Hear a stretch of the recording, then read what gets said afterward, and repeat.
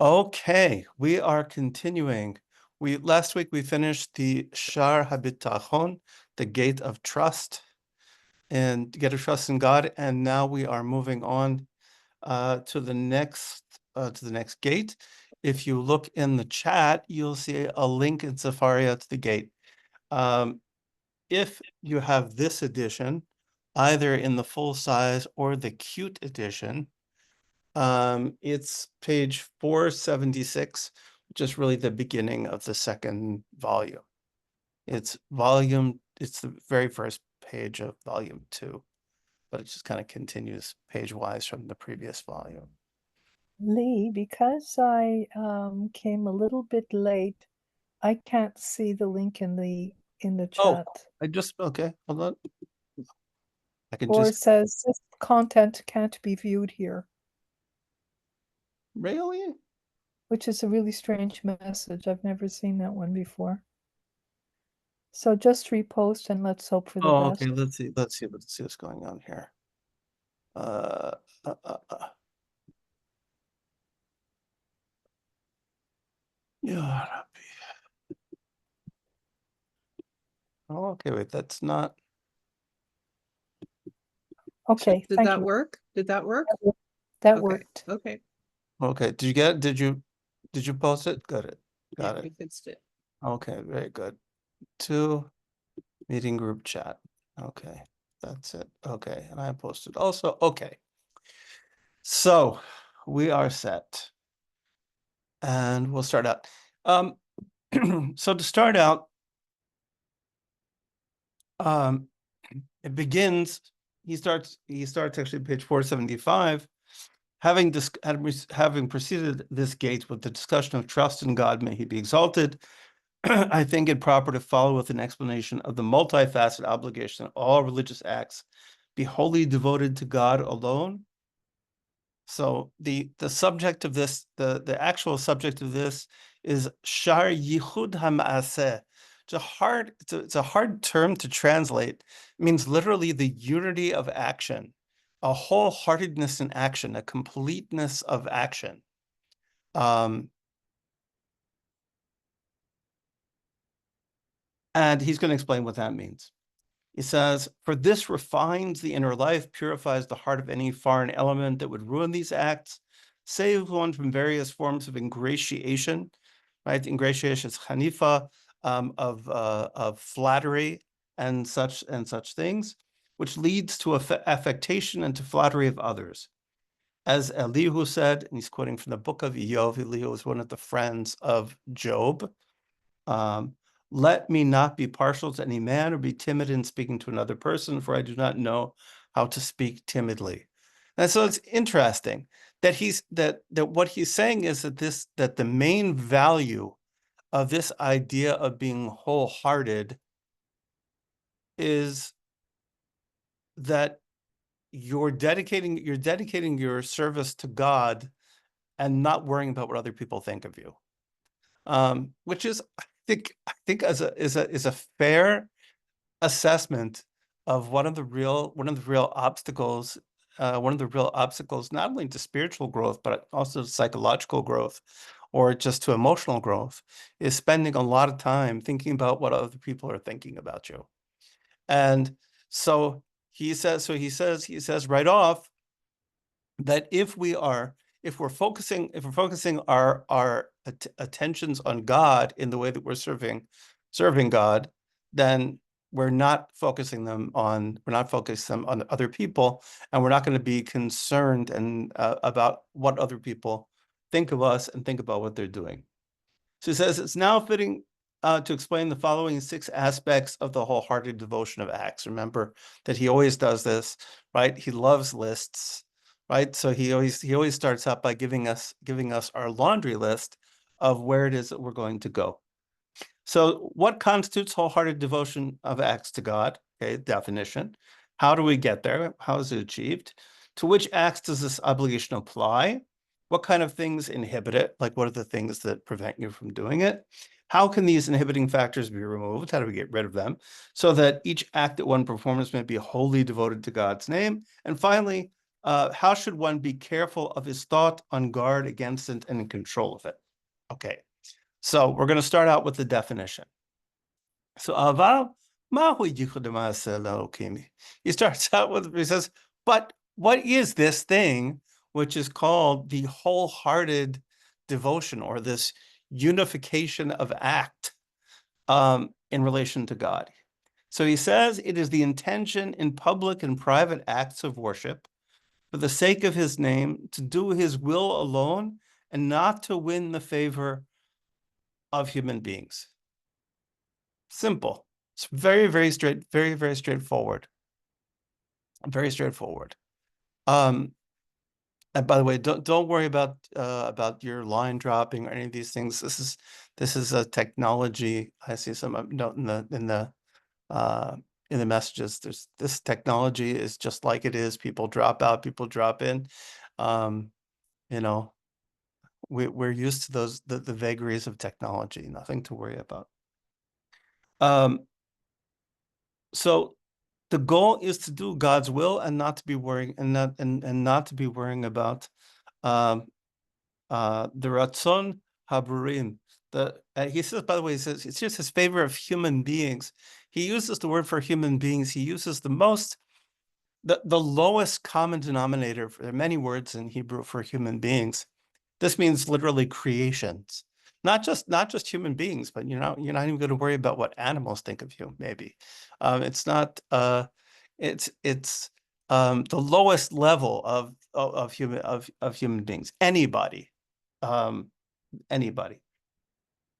So he says, how is wholehearted devotion of acts to God alone attained? How do you get there? By virtue of 10 attributes. Remember, I told you he loves counting things. It's a medieval thing. They really liked to count things in the Middle Ages. So by virtue of 10 attributes, if a person internalizes them and comprehends truly that they are the foundations of his worship and the roots of his works, then his devotion of acts to God's name will be complete. He will turn to no one else, rely on no one beside him, and sole aim of his works will be to please him. Okay, so now we have our 10. Okay, our 10 principles that are going to get us there. So the first one, okay, is wholeheartedly acknowledging God's unity as explained at the beginning of this book, right? The very beginning of this book was an explanation of God's unity. So if we believe, the first step, right, in wholeheartedness is to believe in God's unity. Number two, reflecting on God's graces, which are continually bestowed upon us, as we have explained. Right? It's talked many, many times about the idea of gratitude, and the idea of gratitude to God, being aware that God is providing you with your life and all that is in it, relatively free of cost. Third, assuming the service of God, as I've also mentioned, right? He talked about the service of God. That was the next gate. Fourth, embracing reliance on him and not on human beings, which is what we've talked about in the very last gates, talking about relying on God. Fifth, believing that it is not within the power of any created being to help or harm without the permission of the Creator. So, as we also spoke about in the last gate, that all other things besides God are intermediate causes, right? All things besides God are circumstances, right? Are circumstances. It's like the example I kept giving of biting the stick, the dog biting the stick that hits it, right? It's not the stick that did anything. It's the person who's wielding the stick at the other end. Right? So that all these things that we experience are intermediate causes, including other human beings. Believing that the sixth is indifference to people's praise or insult. So, okay, now he's getting into the meat of this matter, right? Is to be indifferent to whether somebody praise you or insult. Refraining from currying favor with other people, right? Not looking to other people to flatter you, and clearing one's heart of worldly matters when working for the world to come. being in awe of God and diffident before him. And finally, the 10th is consulting the intellect whenever evil thoughts enter the heart and accepting the counsel of the intellect rather than one's baser instincts. And those of you who have been with us for a while, you'll remember our long conversation that the book had between the soul and the intellect, right? That intellect is the seichel, the higher self, so to speak. And so he ends with this idea of kind of checking yourself with your higher intellect, checking yourself with that part of yourself, which is kind of which is more connected. So now he continues, says the acts to be perfected must be wholly devoted to God when they are performed are the acts of worship which we hope to attain God's favor, namely all the observable duties performed with the limbs. He makes an interesting point here. He says, when it comes to this particular quality, it's the stuff that people can see and observe that we're really concerned with.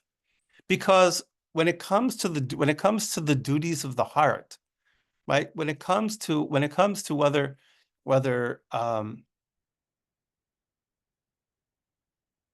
whether you believe something, whether you believe something, whether you love something, whether you have awe of something, nobody else can know that, right? That's always between you and God.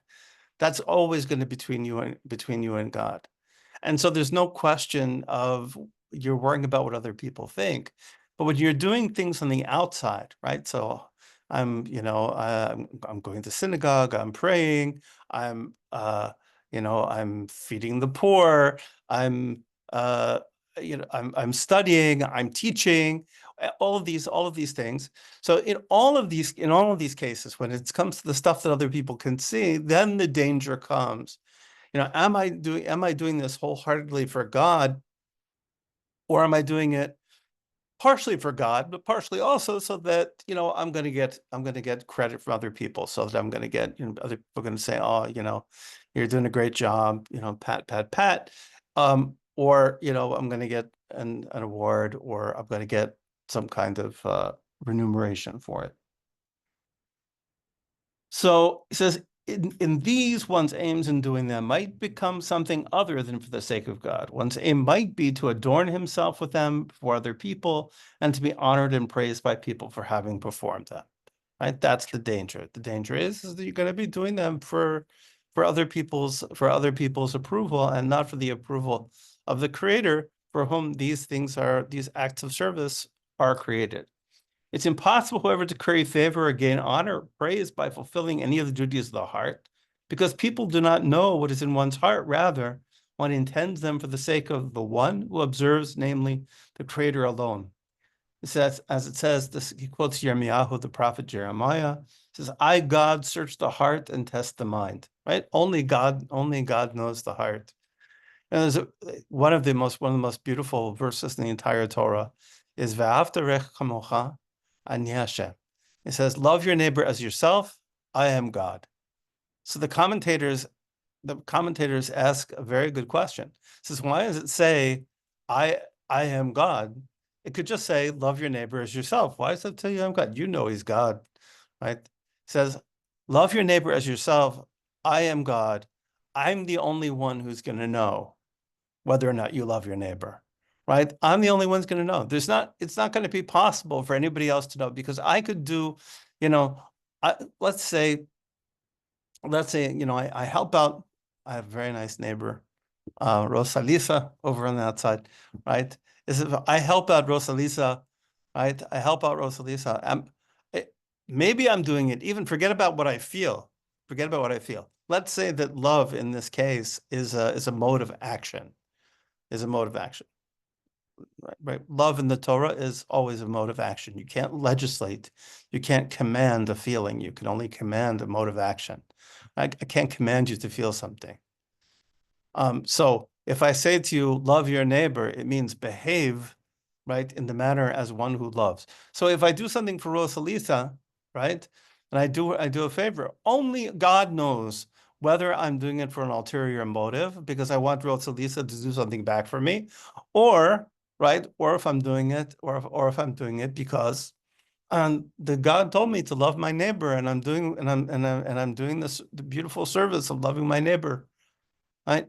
So only God knows that. So that's why it says Ani Hashem. So that's so ultimately when it comes to those internal things, nobody knows but you. Nobody knows but you. But when it comes to the external things, right? When it comes to the external things, well, then other people can have their opinions. And so the hidden things belong to Hashem, our God, right? So the things which are hidden, those can only belong to God. Only God knows, right? Um, well, neighbor also, Linda asks, she asks all these hard questions.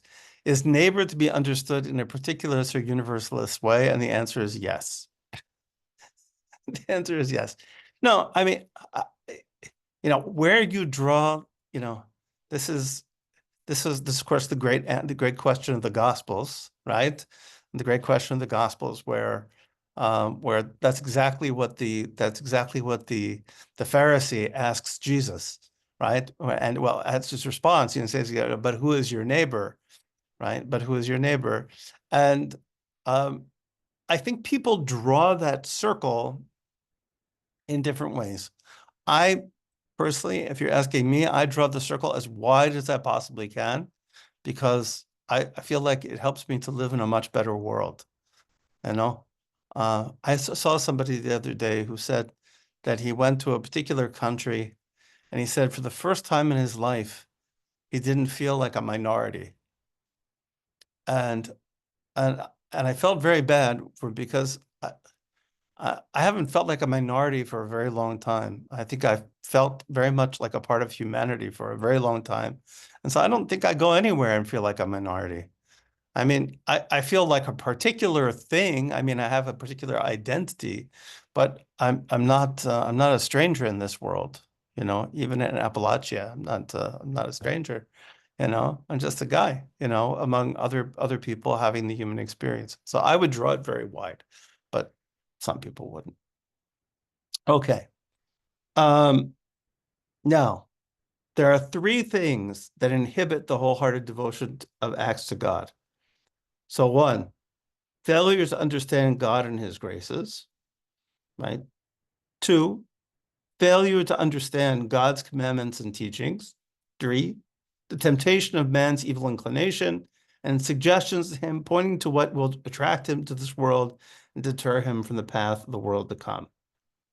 So he's going to have to explain this one to me because I'm not getting this yet. So he says deficiency in knowledge of God inhibits the practice of service for the following reason. Whoever does not know his master will not serve him in his heart. Who will serve him? One who knows his power, who is certain that he can help or harm. Even if someone who has no knowledge of God performs one of the acts of service, his aim in doing so is the one who fears or places his hope in man alone. He serves man, not man's creator, because he does not know or appreciate his nature. Actually, it's interesting. I'm now getting it. A person who's conventionally religious, okay? A person who's conventionally religious, it's very possible, it's certainly possible to be conventionally religious. Well, this is a story I once heard from a rabbi friend of mine. So a rabbi friend of mine um, was talking about having a personal relationship with God. And he was talking to a very religious audience. And this guy said to him, he says, listen, Rabbi, I get up and I learn Talmud every morning from 5 o'clock in the morning to 6 o'clock in the morning before we pray. He says, then I go to Minyan and I pray. He says, then I have another morning Seder for 2 hours. I learned Talmud for 2 hours, and then I go to work. So when I come back to work, I'd go and I pray and I pray mincha. I pray the afternoon prayer. There's a class between mincha and mariv, right? There's another Torah class that's between the afternoon prayer and the evening prayer. Then I pray the evening prayer, and after the evening prayer, I learn Talmud for another hour. And he says, and then I go home. And the rabbi says, yes. He says, Rabbi, he says, I'm so busy, I have no time for a relationship with God. So, so think about it. Again, he's doing all this stuff for God, right? He's praying, right? He's praying, he's studying, he's doing all this stuff, right? But in fact, none of it is for God, right? It's because he has this kind of social feeling that this is what he should be doing, but it may or may not. Let's put it that way. Let's not say it's not, but let's say it may or not be for God. So he says here that unless you have a really clear sense, like unless you have a really clear sense of who God is and your sort of debt of gratitude, then there's always the possibility you're just going to be doing this for some other reason. And he says the same is true of an idolater who brings him to an idolatry, a lack of knowledge about God, may he be exalted. The idolater, however, is superior to the pretentious poser in four respects. Like this is a rough one, right? So he says it's better, right? Better to be an idolater than to be a person who's serving God, seemingly serving God, but really doing it for the sake of other people's approval. So he says, in our time, when there is no prophecy, the idolater is not warned by a prophet who through signs and wonders can prove to him the fallacy of his ideas. One who poses in his observance of God's Torah is open to the charge that he acts in this fashion after having received the commandment to serve God and the prohibition not to serve anyone beside him. Because the idolater, right? The person who's serving the idol, right, may legitimately believe and has no reason not to believe that that that idol is a god, right? If you were raised if you were raised Hindu, right? If you were raised in Hindu and you you passed the temple every day, right? You pass the temple every day, and your grandmother stopped to pray in front of the temple, then you accept that as a god. You treat it as a god, and you have no reason not to, right? You have no reason not to. But if you've been told, right, if you've been told through prophecy, through revelation, that you're not supposed to, then the idolatry of other people now, right? The idolatry of other people, putting other people before God and having your concern be the opinions of other people, he says that's worse than worshiping the idol. The idolater worships that which does not disobey God. But one who poses in his observance of God worships human beings who disobey God as well as those who do not disobey him. Right? This is an interesting one. He says the idol at least didn't do anything wrong. Right? The idol is just a stone. Right? The idol is just a stone, but a human being is and idol is just a stone, and you can project onto the idol whatever virtues you want to. But a human being, we know what a human being is, right? Because we are one.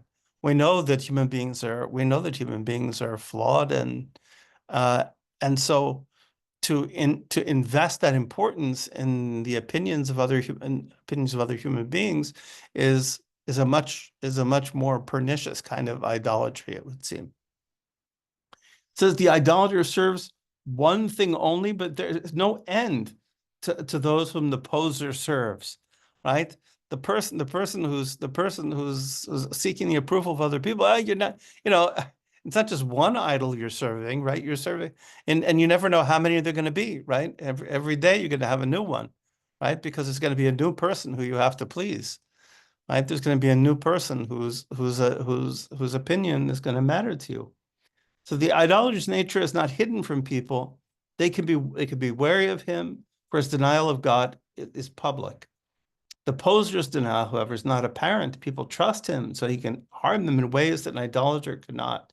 He has the worst of the world's afflictions and is described as pretentious, treacherous, and misleading. It's yeah, it's pretty rough what he says here. That if the person who is Hanef, the person who is looking for other people's approval. The idolater, everybody knows who they are. They're not ashamed. They're not ashamed, and you can trust them or not, right? I mean, depending upon how you understand them, you trust them or you don't trust them. But the the person who's pretending to be serving God, oh, you think, okay, so this person's ultimate goal is going to be to serve God, and so you can trust their values. But if they're really just looking for your approval, right? They're really just looking for the approval of others, then you have no idea what their true intentions and their true intentions and outcomes are going to be. So if one does not know God's commandments and teachings, his religious practice cannot be wholly devoted to God. He doesn't know the modes of worship as prescribed in the basic laws. He certainly will not know how to perform them perfectly with wholehearted devotion to God. Obviously, a person has to learn, to study, and to understand what to do. But says any religious act that he performs for the sake of something other than God, for he is like one who doubts the true nature of his obligation to perform these acts. He has no knowledge of what obligates him to wholeheartedly devote his acts to God. As our masters of blessed memory said, an ignorant person cannot fear sin, nor can an unlearned person be pious. So part of the benefit of learning, part of the benefit of learning here is is to be able to understand that you're supposed how to serve, that you're supposed to be serving, and that the service is supposed to be dedicated only to God. So there's a kind of learning curve there. And then lastly, he deals with this last issue. So temptation of the evil inclination falls into two categories. Again, more categories.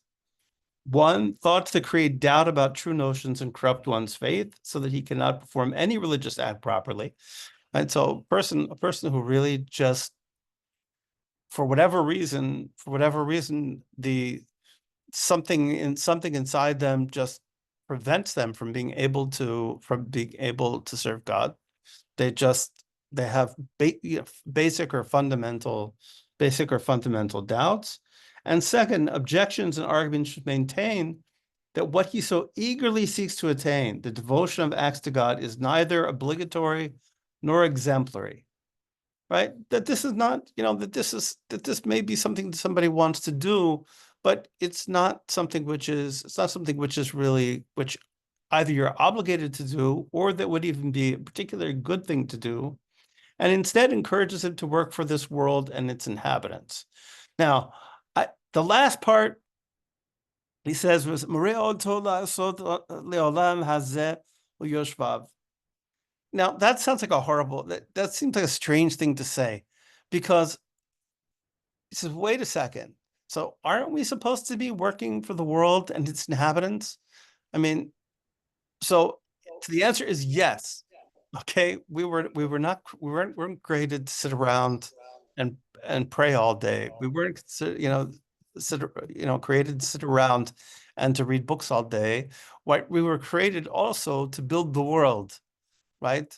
God puts man in the garden, right? He says your job is to safeguard and to work the garden, right? Your job is to take care of God's job is to take care of the world and also to take care of each other, right? We are the most social beings, well, except for maybe bees and ants and social insects, but we're pretty darn social, and so we really need to take care of each other So I think what he's saying here is that the evil inclination encourages the person to work for this world and its inhabitants, um, for its own sake, outside of the bigger picture.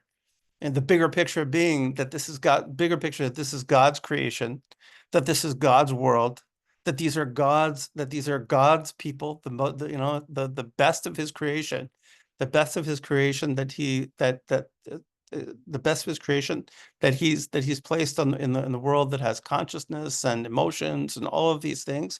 And so it should not be as it not should be for its own sake, but that doesn't mean that we shouldn't devote ourselves to it, right? That should also be part of our service of God. So we shouldn't see those as two separate things, right? You shouldn't think, okay, here I'm taking care of the world, I'm taking care of other human beings, and then I'm praying, right? But this is really all part of one. It's all part of one wholehearted service of God that includes taking care of other people and taking care of the world. I hope that makes sense. I missed a question from Linda in the chat. What does a Jewish personal relationship with God differ from a Christian's and a personal relationship to God? And I'm going to say no.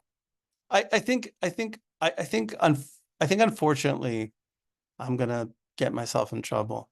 I think for whatever reason, I think Jews, because of our communality, we often kind of lose track of that personal relationship. And I think part of what happened in Christianity is that they did exactly the opposite in some ways. They kind of focused in on it. Um, but uh, but that personal relationship is certainly a big part of things. We have a sort of tension in Judaism between the personal, and the personal and the collective. I like to think of it as being like jam band, like when you listen to a good jam band, where like you'll have an individual who sort of like plays for a while, and then everybody kind of joins in, then another individual plays for a while, and then everybody joins in, and it it somehow or another, um, all those individuals and people with distinct personalities somehow manage to produce a kind of collective art. And I think, but without the personal, right? Without the personal, there'd be nothing there. I don't know if that explained anything. It made sense to Yeah. me. Let me give you a context for my question. Society has really undergone huge changes since I was a kid. And it seems to me that on the spectrum where you have the individual at one end and the collective, whatever you'd call that collective, at the other end, we have definitely gone in the direction of the individual. That's true. And right now we're in a period of libertarian thinking, unfortunately. Yeah. And that is, and I'm wondering how that impacts how people understand a relationship to God. Like, do they expect God to do things for them? Do they think that God is the big buddy in the sky? Do the kinds of prayers that they raise to God differ from, let's say, what our grandparents would have done Can I 50 or 100 years? say something about that? I think I wrote something or said something in one of our past things, or maybe I wrote something on social media about this. Um, I have a sister who is like a born again Christian, and I observed that there is a bit of a different dynamic because of what you just said. Like God is like the jukebox in the sky, and I'll just like put a quarter in and I'll make my request. And if I just pray and, God will like take care of it. There's more of that kind of mentality as opposed to in Judaism. I'm nobody. I'm like, I'm observing. Okay. This is what I think. Where like if you're doing it, like learning and stuff. Well, you're learning about this prophet or this person or that person and what happened. And like when Moses struck the rock, what happened and like, you know, all of this stuff. So that's kind of like a different relationship with God because like, it's, I don't know, it's more of like like God is not up there and he's just going to save me. Like I need to be saved. I've sort of felt like in Christianity, there's like God's going to take care of it thing. And like in Judaism, there's like God's put you in the desert and you're in exile and you got to figure some shit out. Like, you know, that's maybe a bit crude, but I sort of feel like from the different ways that you approach God in each religion, that there's kind of going to be a different relationship with God. I don't know if that answers your question, but I do feel like it's very more of a Christian thing to be like, oh, like the jukebox in the sky. And like, you know, that's God. God is like, prayer is for like me to get God to do a thing. And in the Jewish world, prayer is for me to reflect on some things Right. It's and right. connect It's to God. dangerous. So Right. Like for example, I mean, one of the things that you sort of see in the Christian world is like the prosperity gospel, for example, which is where God really becomes kind of the divine slot machine, you know, and and obviously that doesn't make any sense. I mean, the prosperity gospel doesn't make any sense to us, right? It doesn't.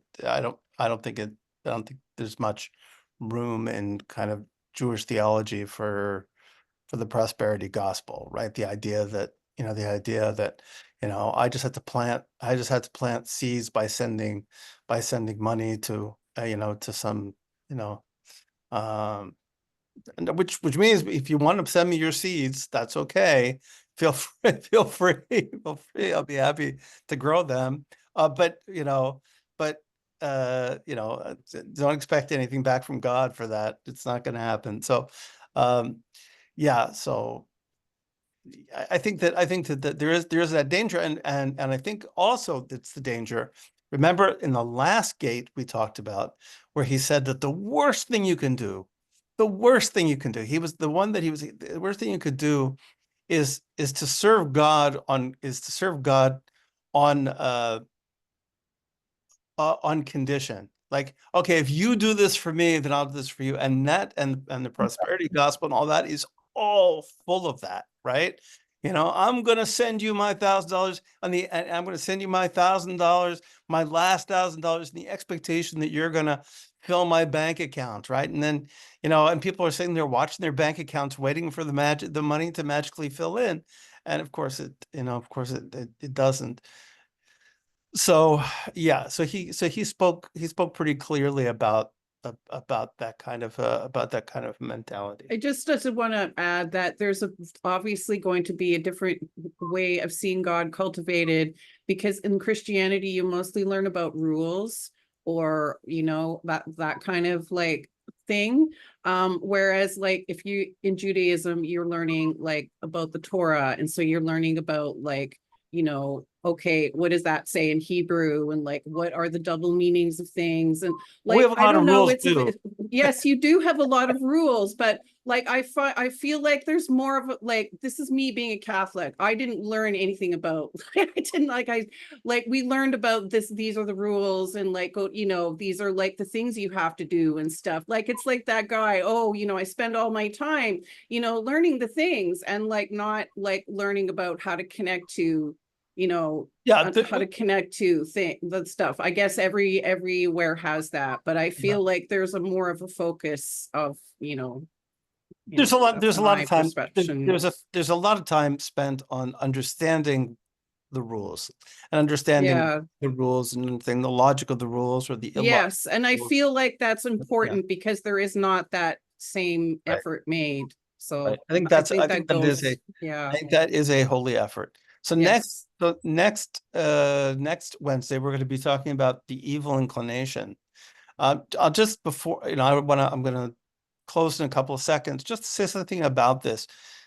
So we're going to be using this he's going to be talking about the evil inclination. The idea of this, the word is yetzer, which doesn't exactly mean inclination. It means like a formation. It means like it's I don't, it's hard to translate, but the idea is that a human being has two of them, right? We're going to call one the Yetzer Hara and one the Yetzer Tov, one the good inclination and one the bad inclination. So the usual way of thinking about this is as the devil and the angel on the shoulder. Okay, what's, those of us who watched, cartoons as a child, we remember this, right?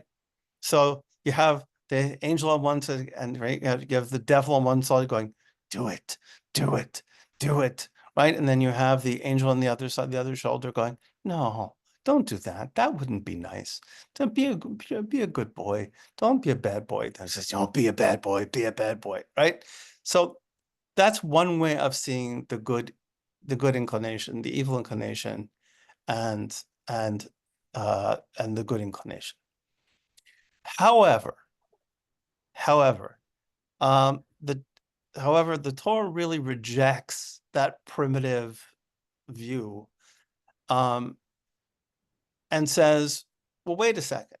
So the world was created, and on one day, God looked at the world and he said, every day he said the world was tov, it was good.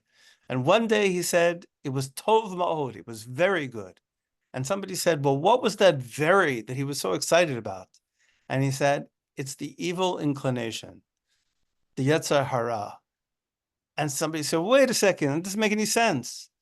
If it's the Yetzer Hara, if it's evil, if it's bad, then how can it be very good? He says, it's very good because without it, nobody would ever do anything. He says, without it, there'd be no juice to life. There'd be no spark in life. Nobody would ever build a house. Nobody would ever have a child. Nobody would ever do anything, right? Because that's the juice of life. Okay, so maybe it's what Freud called the id. Maybe it's it's the anima and the animus. It's the soul of life, right? And we're going to be talking about that next week. And he's going to be talking about it as in a way that is threatening, but you're going to also have to remember at the same time that it's threatening, it's also life-giving. So we'll talk about that more next week. I don't want to keep you any longer because I never go more than 45 minutes, because as I learned from teaching high school, right, after 45 minutes, nobody in the world can pay attention. So there's no point in doing that. So secret love hiding in each problem, wrestling ideas is a sacred struggle. Beautiful. Thank you, Kaylin. Thank you so much. Okay, guys, I hope to see everybody next week or next Monday or next Wednesday. If you have any questions, you think anything, don't know how to find me. And Bezrat